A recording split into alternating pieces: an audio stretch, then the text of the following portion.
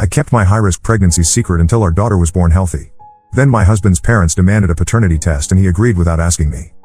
I never expected to be typing this post, but here I am at 2 a.m., unable to sleep with my 3-month-old daughter finally resting beside me. 3 days ago, my husband Tony, 27M, and I, 25F, took our baby to meet his parents for the first time, and what should have been a joyful family gathering turned into the most humiliating moment of my life. His mom looked at our daughter for about 5 minutes before turning to Tony and saying they wanted a paternity test to confirm he was really the father. The worst part? Tony had already agreed to it without even talking to me first. To give some background, Tony and I have been together for 5 years, married for 2. We live about 4 hours away from both our families because Tony is finishing his master's degree in engineering. I work full-time as a dental hygienist at a local practice. We don't see our families often, mostly during holidays or special occasions. My pregnancy was not something we announced to either of our families. This wasn't the plan originally, but at 8 weeks, I started experiencing complications. There were constant bleeds, and every doctor appointment came with warnings and cautions. The stress was overwhelming. After the 3rd bleed sent me to the emergency room, Tony and I made the decision to keep the pregnancy private until our baby arrived safely. The distance from our families made this easier. My small frame also helped. I barely showed until the last 2 months, and even then, a loose sweater was enough to hide it during our brief Christmas visit. I worked until my 8th month, and my scrubs concealed the changes in my body well enough. Tony's family has never liked me. His parents, particularly his mother Susan, thought I was after their money from day one. They come from a wealthy background. Tony's father owns several car dealerships in their hometown. Susan repeatedly made comments about me latching onto their son for his potential inheritance. In reality, I've always paid my own way. My job provides a steady income, and I even offered to support us entirely when Tony considered taking a semester off to focus on his thesis. My family, on the other hand, embraced Tony immediately. My parents are simple, hard-working people who raised me to value independence and education. They were thrilled when I found someone who shared those values. When our daughter Jill was born healthy despite all the complications, we finally shared the news with our families. My parents were overjoyed, immediately planning a visit and sending gifts for their first grandchild. Tony's parents reacted differently. They questioned why we kept it secret, insinuating there must be some ulterior motive. Susan specifically asked Tony if he was sure about everything during a phone call he had on speaker. Last weekend, we decided it was time for Jill to meet her grandparents. We drove to Tony's parents' home on Saturday morning. At first, everything seemed normal. Susan cooed over Jill while Tony's father Thomas asked about my recovery. We sat in their living room, had coffee, and showed them pictures from the hospital. I was just starting to relax when Susan cleared her throat and dropped her bombshell. She said that before they could fully welcome Jill into the family, they needed to confirm she was actually their grandchild. Tony needed to get a paternity test. I looked at Tony, expecting him to defend me, to be shocked alongside me. Instead, he nodded and said he'd already told them he would do it. I felt the blood drain from my face. 5 years together, and this was happening. I didn't want to cause a scene in front of his parents, so I simply nodded and excused myself to change Jill's diaper. In the guest bathroom, I splashed cold water on my face and tried to keep myself composed. I've never felt so disrespected in my life. On the long drive home, I couldn't hold back anymore. I asked Tony how he could agree to something like that without even discussing it with me first. He shrugged it off, saying it wasn't a big deal if I had nothing to hide. He explained his parents just needed some reassurance, and it would make everything smoother going forward. The next day, I met my mom for lunch while Tony watched Jill. I told her what happened, and her reaction validated my feelings. She put down her fork, pushed her plate away, and asked me to repeat what I'd just said. When I finished, she called Tony several names I won't repeat here. She pointed out that demanding a paternity test was essentially accusing me of cheating, of lying about my child's father. She couldn't believe Tony hadn't stood up for me.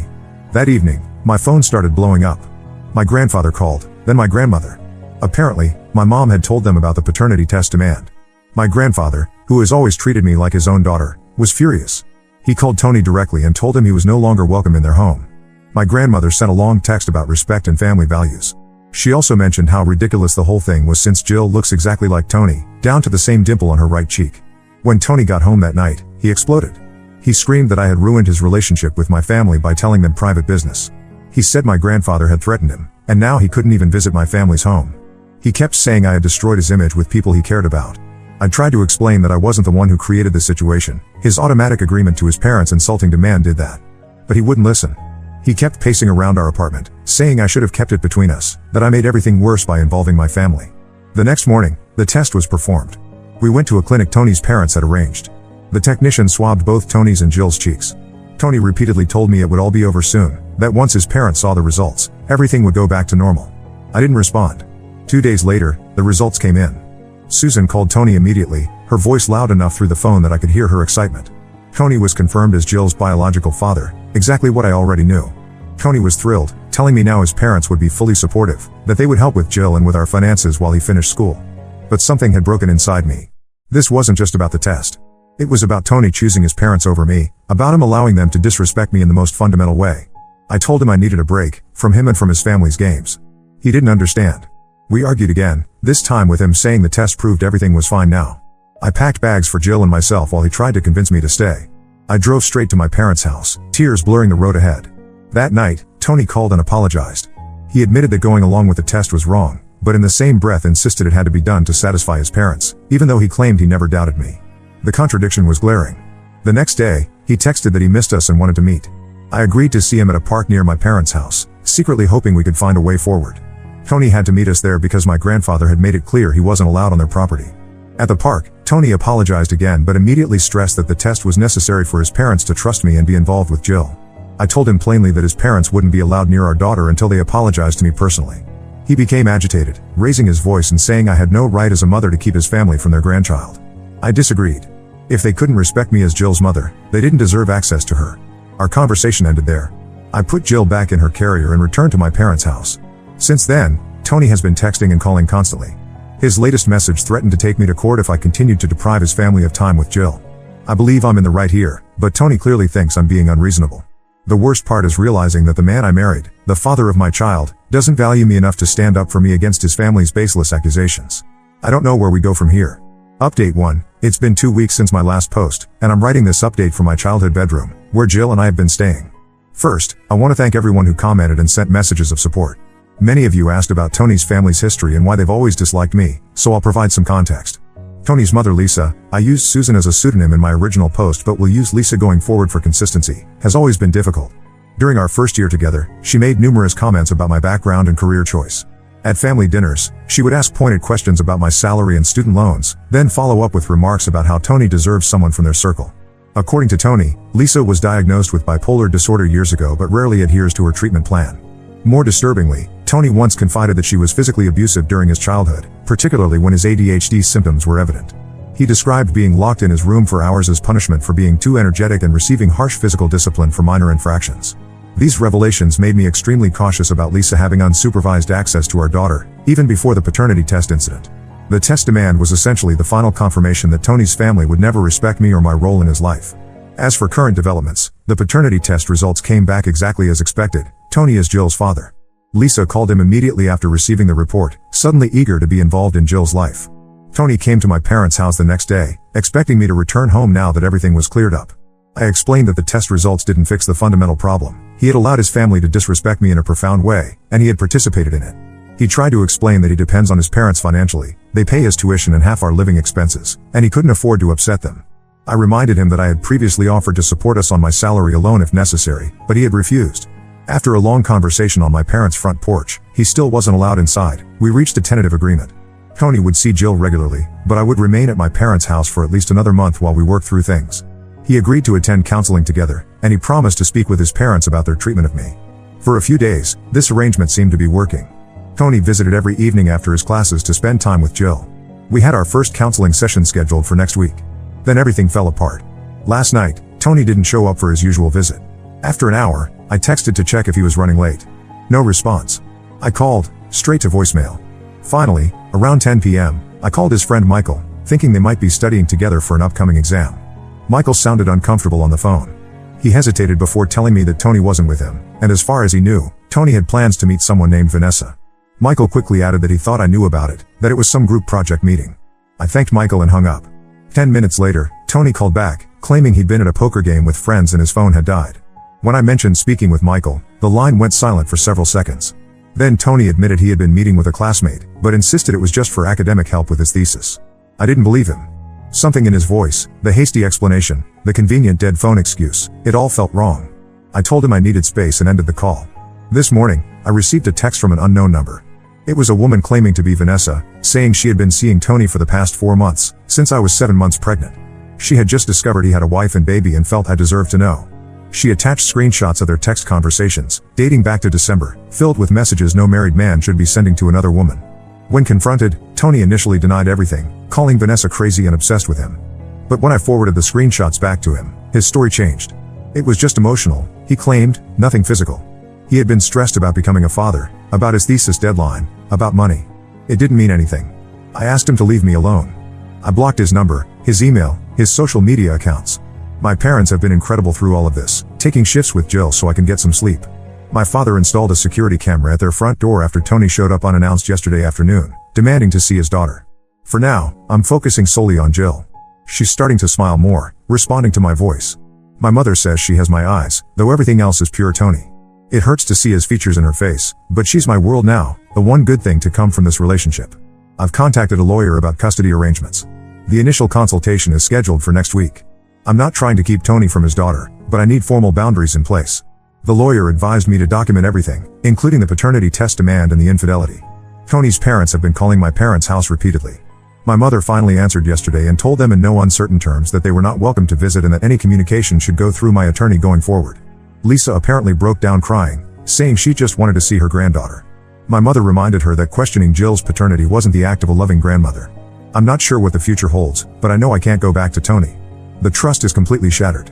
Between his family's disrespect and his betrayal during my pregnancy, there's nothing left to salvage except a workable co-parenting arrangement for Jill's sake. Update 2. It's been almost a year since my last update, and so much has changed that I hardly know where to begin. Jill just celebrated her first birthday last week. She's walking everywhere, babbling constantly, and has developed quite the personality. She looks more like Tony every day, which is both a blessing and a challenge. After my last post, Tony and I tried to establish a civil co-parenting relationship. He would visit Jill at my parents' house 2 or 3 times a week for a few hours. I stayed in another room during these visits to avoid confrontation. This arrangement worked adequately for about 2 months. Then Tony began pushing for overnight visits. Jill was still exclusively breastfed at that point, and I explained that she needed to be with me during the night. Tony accused me of using breastfeeding as an excuse to limit his time with his daughter. Our carefully constructed civility crumbled. What I didn't share in my previous updates was the full extent of Tony's deception. The woman he was seeing during my pregnancy wasn't the only one. There were at least 3 others according to the evidence that eventually surfaced. While he maintained these were all just emotional connections, messages recovered from his laptop, which he had left at our apartment, suggested otherwise. Around the same time, Tony's academic situation deteriorated. He had missed multiple deadlines for his thesis and skipped several critical exams. In May, he received notice that he was being dismissed from his master's program due to insufficient academic progress. Rather than tell his parents about his academic failure, Tony moved back to their house, claiming he couldn't afford our apartment alone after I left. For weeks, he maintained the pretense of attending classes while actually spending his days at the local library or at friends' apartments. When Lisa eventually discovered the truth about his dismissal from university, she opened his mail. She exploded. According to Tony's tearful phone call to me that night, she called him worthless and lazy, saying she regretted spending money on his education. She gave him 3 days to move out, saying she wouldn't support a failure. The irony wasn't lost on me. The family he had chosen over me, the people whose approval he sought so desperately that he subjected me to a paternity test, had abandoned him at the first sign of imperfection. Despite everything, I felt a pang of sympathy. Tony had nowhere to go. His friends couldn't take him in long term, and his part-time campus job had ended with his dismissal from the program. Against my better judgment, I allowed him to sleep on my parents' couch for 2 nights while he scrambled to find housing. During those 2 days, Tony seemed genuinely remorseful. He spent hours playing with Jill, helping with household chores, and attempting to make amends with my family. My grandfather remained firm in his disapproval, but my parents began to soften slightly.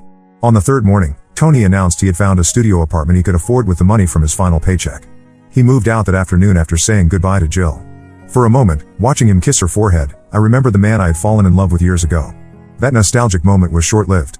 The following week, Tony filed for joint custody of Jill, claiming I was alienating him from his daughter. His petition included demands for overnight visitation and decision-making authority regarding her health care and education. The court proceedings dragged on for months. Tony obtained a part-time job at a local retail store but remained financially unstable. His parents refused to help with legal fees or living expenses, still angry about his academic failure. During the custody hearing, the judge ordered Tony to pay child support based on his potential earning capacity rather than his current income. Additionally, the court denied his request for joint custody, citing his unstable living and employment situation. He was granted supervised visitation rights only, to be reviewed after 6 months of consistent child support payments and stable housing. The ruling devastated Tony. He had genuinely believed the court would grant him equal parenting time despite his circumstances. When the judge announced the decision, he put his head in his hands and wept openly. Outside the courthouse, I approached him and offered a compromise. If he could maintain steady employment and appropriate housing, I would allow him more time with Jill than the court had ordered, specifically, daytime visits every other weekend plus 1 weekday afternoon. He agreed immediately. Over the past 4 months, Tony has kept his end of the bargain. He found a better paying job as an assistant manager at an electronics store and has paid his child support on time. He sees Jill approximately 8 days each month, always returning her to me before evening. His parents have attempted to reconnect several times, sending gifts for Jill's birthday and requesting photos. I've maintained my boundary. They are not welcome in Jill's life until they apologize sincerely for their treatment of me. So far, no apology has been forthcoming. I've moved out of my parents' house and into a small 2-bedroom apartment closer to my workplace. My career has advanced. I was promoted to lead hygienist at my dental practice and have started taking courses toward an eventual degree in dental therapy. The pain of Tony's betrayal still surfaces occasionally, especially during holidays or when Jill reaches new milestones. I find myself wondering how different things might have been if his family had accepted me, if he had stood up for me, if he had been faithful during one of the most vulnerable periods of my life.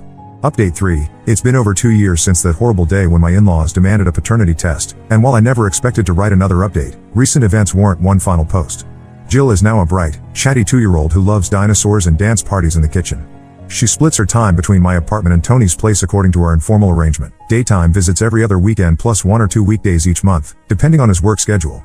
Though the court granted him only limited supervised visitation, I've allowed more time because Jill genuinely enjoys being with her father, and despite his failings as a husband, Tony has grown into a decent father. 3 months ago, Tony's mother Lisa reached out to me directly for the first time since the paternity test incident. She requested a meeting without Tony present, just the two of us. After considerable thought, I agreed to meet her at a cafe near my workplace. Lisa looked older than I remembered, with new lines around her eyes and mouth. She ordered coffee and sat across from me, hands trembling slightly as she arranged her napkin. For several minutes, she talked about neutral topics, the weather, the cafe's pastries, how quickly children grow. Then she took a deep breath and said something I never expected to hear. She apologized. Not a qualified apology with excuses or deflections, but a straightforward acknowledgement that she had treated me terribly from the beginning of my relationship with Tony. She admitted that her demand for a paternity test was cruel and baseless, motivated by her own issues rather than any genuine concern. Lisa explained that after Tony's academic dismissal and her subsequent rejection of him, she had entered intensive therapy for her bipolar disorder. Through this work, she recognized patterns of controlling and destructive behavior in her relationships, particularly with Tony and by extension, with me. I listened without interrupting. When she finished, I asked the question that had burned in me for years: why had she disliked me so intensely from the start? Lisa admitted it had nothing to do with me personally. Any woman Tony brought home would have received the same treatment. She had never believed anyone was good enough for her son, and she feared losing her influence over him to a romantic partner. While her explanation didn't erase the hurt, it helped me understand that her behavior reflected her own issues rather than any deficiency in me. I told her I appreciated her honesty but needed time to consider whether I was ready to allow her into Jill's life. 2 weeks later, Tony's father Thomas contacted me. Unlike Lisa, he didn't request a meeting. Instead, he sent a handwritten letter acknowledging his role in enabling his wife's behavior and apologizing for not intervening during the paternity test demand. He included a check for a substantial amount, which he described as Jill's education fund with no strings attached. I returned the check with a note explaining that financial gestures couldn't replace respect and boundaries. I needed to see consistent changed behavior before considering any relationship between Jill and her paternal grandparents. Last month, Tony invited me to coffee to discuss Jill's upcoming preschool options. During our conversation, he mentioned that he had been attending therapy regularly for the past year. He didn't elaborate, and I didn't press for details. The change in him was noticeable. He seemed more grounded, less defensive, more willing to listen. As we were leaving, Tony asked if I would consider allowing his parents a brief, supervised visit with Jill for her upcoming birthday. They had continued their therapy, he said, and his relationship with them had improved significantly with clearer boundaries. I promised to think about it. After consulting with my own therapist, yes, I eventually started seeing one despite my initial reluctance. I agreed to a short visit at a neutral location, a local park with playground equipment where Jill would be comfortable. I set strict conditions. The visit would last 1 hour, I would be present the entire time, and at the first sign of inappropriate behavior, we would leave immediately. The visit took place last weekend. Lisa brought a modest, age-appropriate gift for Jill and followed my lead in all interactions. Thomas kept a respectful distance, engaging with Jill only when she approached him. Their behavior was tentative but sincere. Jill, being too and naturally friendly, accepted their attention without reservation. At the end of the hour, Lisa thanked me for the opportunity and asked if another visit might be possible in the future. I told her we would take things one step at a time. Tony and I will never reconcile romantically. Too much damage has been done, too many boundaries crossed. But we have found a workable co-parenting relationship centered on Jill's well-being. He has maintained stable employment and housing for over a year now, and has consistently met his financial obligations for Jill's care. As for me, I completed my dental therapy certification and received a substantial raise at work. My apartment is small but comfortable, with a garden where Jill and I grow strawberries and cherry tomatoes. My parents visit often, and my grandfather, who finally allowed Tony back into his home last Christmas, teaches Jill to play chess despite her limited attention span.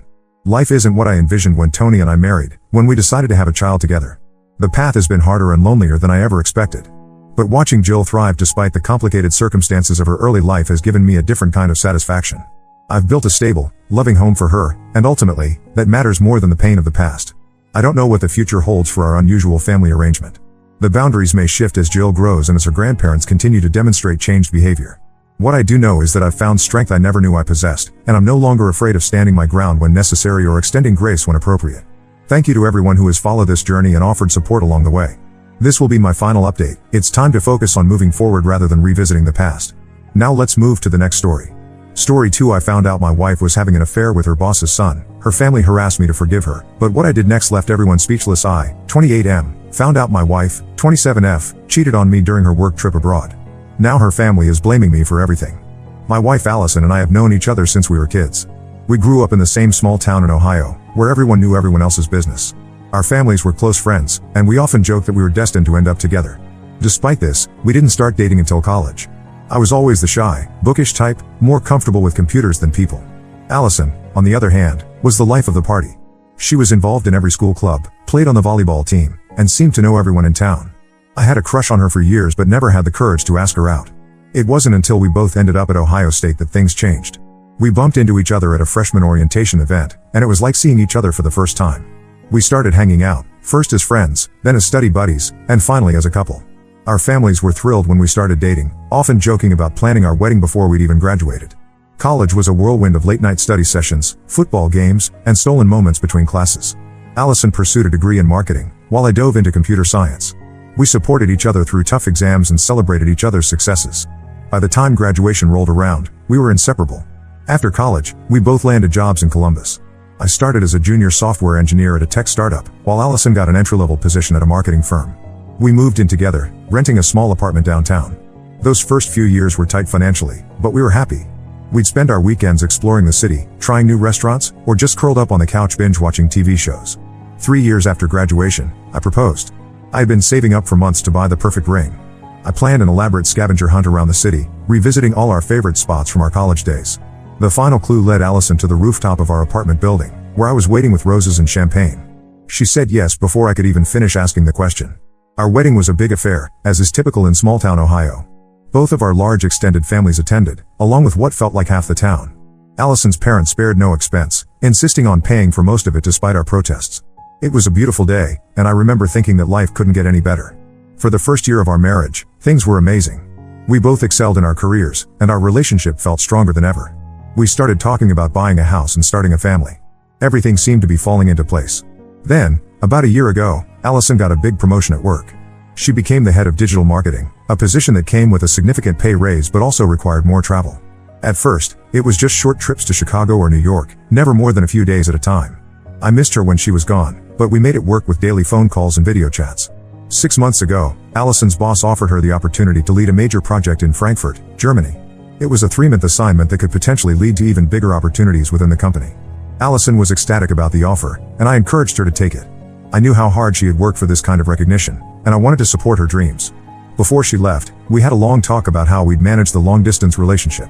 We promised to video chat every day, no matter how busy we were. We even set up a shared online calendar to keep track of each other's schedules across time zones. I surprised her with a locket containing our wedding photo, telling her to keep it closed when she missed home. The first month of Allison's assignment went well. We talked every day, and she'd excitedly tell me about her work and the new friends she was making on her team. She seemed to be thriving in the international environment. I was proud of her, even if I was a bit lonely back home. As the weeks went on, though, I noticed a change. Our calls became shorter and less frequent. Allison often seemed distracted or tired, brushing off my concerns by saying she was just busy with work. I tried not to worry, focusing instead on my own job and the house renovations we had planned for when she returned. Then I noticed something odd on Allison's Instagram. There was this guy, Mark, who kept appearing in her photos. He was always standing close to Allison, his arm casually draped over her shoulder in group pictures. In one photo, they were alone at a beer garden, raising their steins to the camera with wide smiles.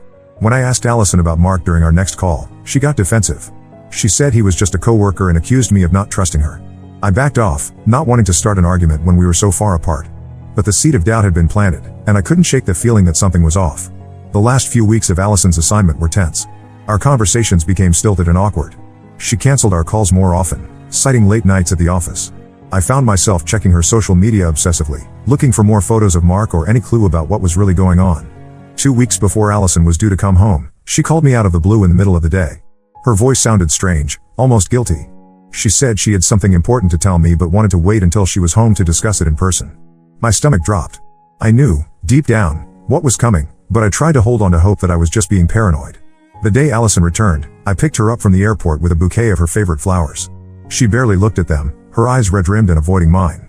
The drive home was silent, thick with unspoken words. Once we got home, Allison sat me down and confessed. She had cheated on me with Mark. She swore it had only happened once, after a team celebration at a local bar. She said she regretted it immediately and had been racked with guilt ever since. Through tears, she begged for my forgiveness, saying she wanted to work on our marriage and that it would never happen again. I felt like the ground had disappeared beneath my feet. The woman I had loved since high school, who I thought I knew better than anyone, had betrayed me in the worst way possible. I couldn't even look at her.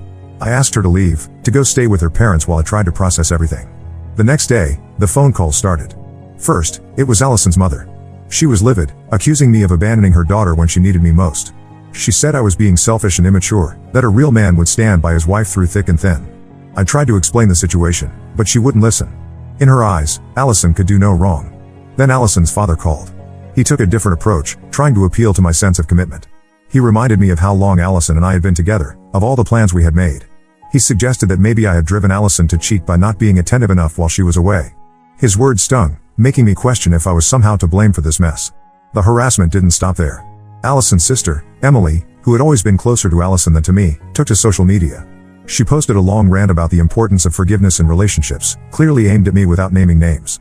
Mutual friends started reaching out, some offering support, others urging me to give Allison another chance. My own family was supportive, but they live on the other side of the country and couldn't be here physically. My mom offered to fly out, but I told her I needed some time alone to think. My older brother, who had gone through a divorce a few years back, was the most understanding. He told me to take my time and not let anyone pressure me into a decision I wasn't ready to make. It's been 2 weeks since Allison's confession, and I feel like I'm drowning. Allison keeps calling and texting, alternating between apologies and pleas for another chance.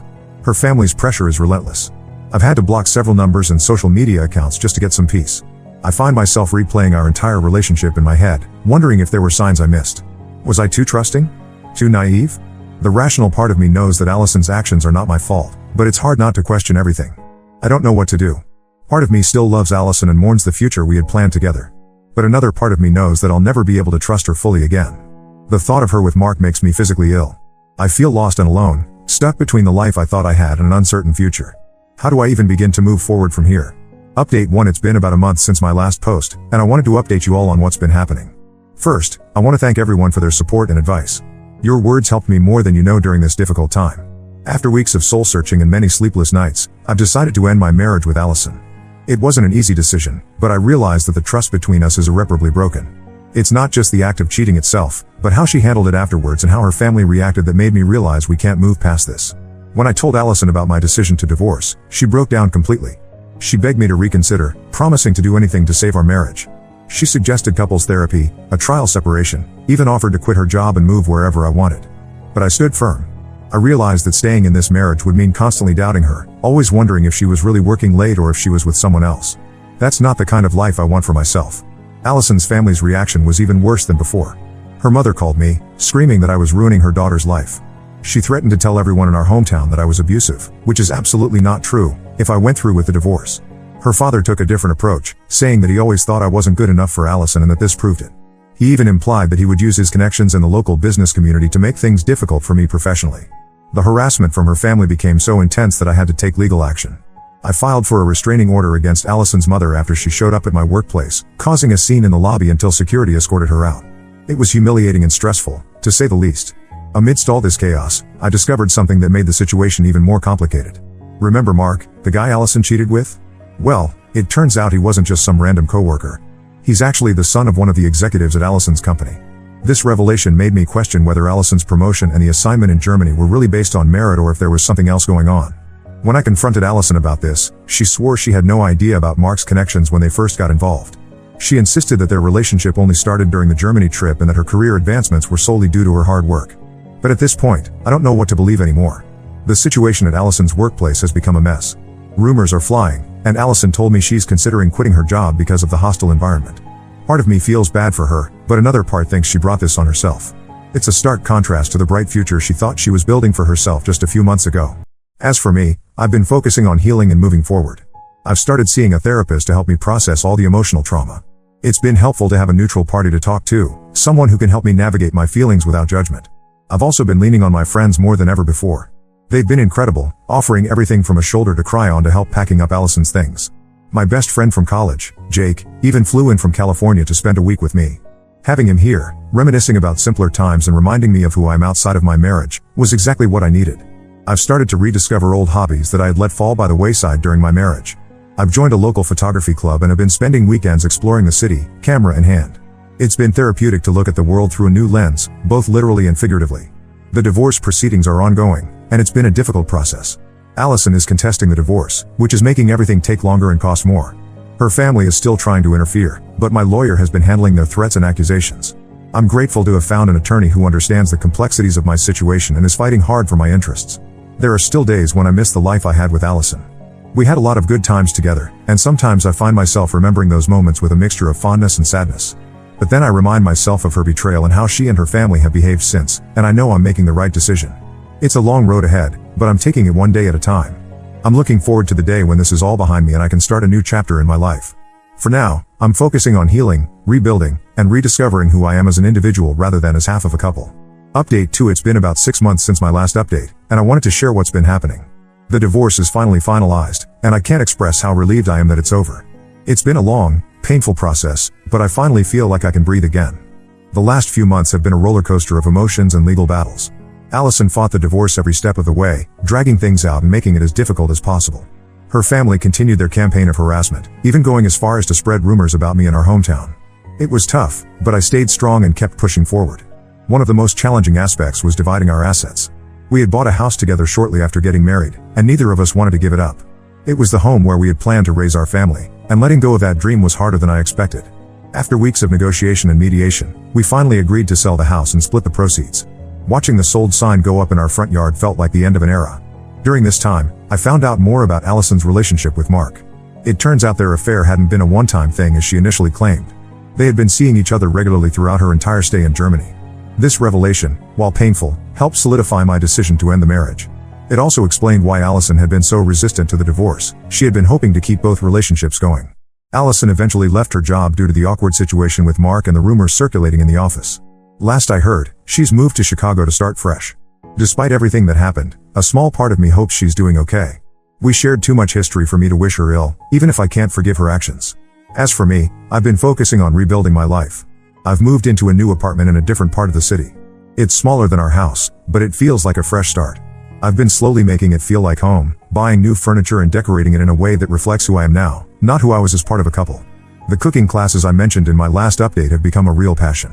I've even started a food blog, sharing recipes and stories about my culinary adventures. It's been therapeutic to pour my energy into something creative and positive.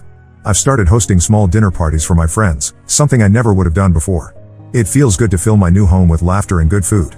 My relationship with my own family has grown stronger through all of this.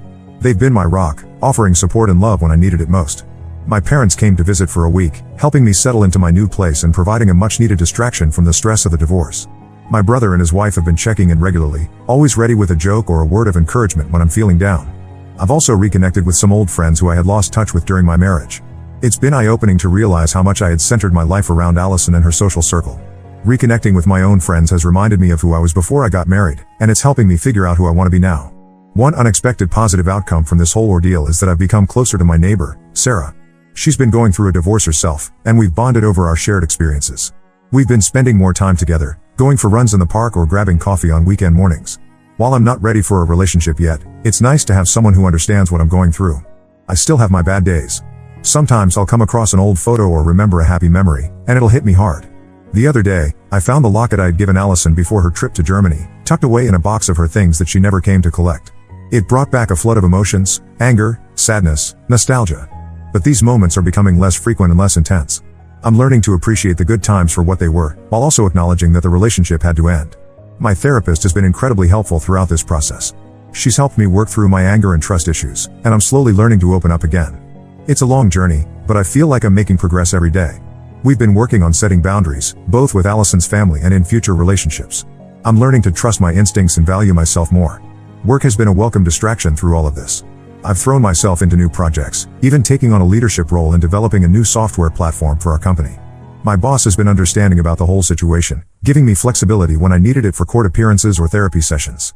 I'm grateful for the support and the opportunity to grow professionally during this challenging personal time. I've also started volunteering at a local animal shelter on weekends. It's been therapeutic to spend time with the dogs and cats, giving them love and attention. There's something healing about caring for these animals who have also been through tough times. I'm even considering adopting a dog of my own once I feel more settled. As for my relationship with Allison's family, things are still tense. Her parents have finally stopped trying to contact me, though I still hear about them through mutual acquaintances in our hometown. Allison's sister occasionally reaches out, usually when she's had a few drinks, alternating between apologies for her behavior and accusations that I've ruined her sister's life. I've learned to ignore these messages for my own peace of mind. Looking back, I can see how much I've grown through this experience. While I would never wish this kind of pain on anyone, I can appreciate the strength and resilience I've discovered in myself. I've learned valuable lessons about trust, self-worth, and the importance of maintaining my own identity within a relationship. I'm not dating yet, and I'm okay with that. I know I need time to heal and rediscover myself before I can be a good partner to someone else. But I'm no longer afraid of the future. I'm looking forward to what's next with a sense of cautious optimism. I don't know what's ahead, but I know I'll be okay. To anyone going through a similar situation, hang in there. It gets better. Trust yourself, surround yourself with supportive people, and don't be afraid to ask for help when you need it. You're stronger than you know. As I close this chapter of my life, I'm grateful for the support I've received from this community. Your words of encouragement and shared experiences have been a lifeline during the darkest times. Thank you for being there, and I hope my story can offer some comfort or guidance to others who might be going through something similar. Here's to new beginnings and the journey ahead, whatever it may bring.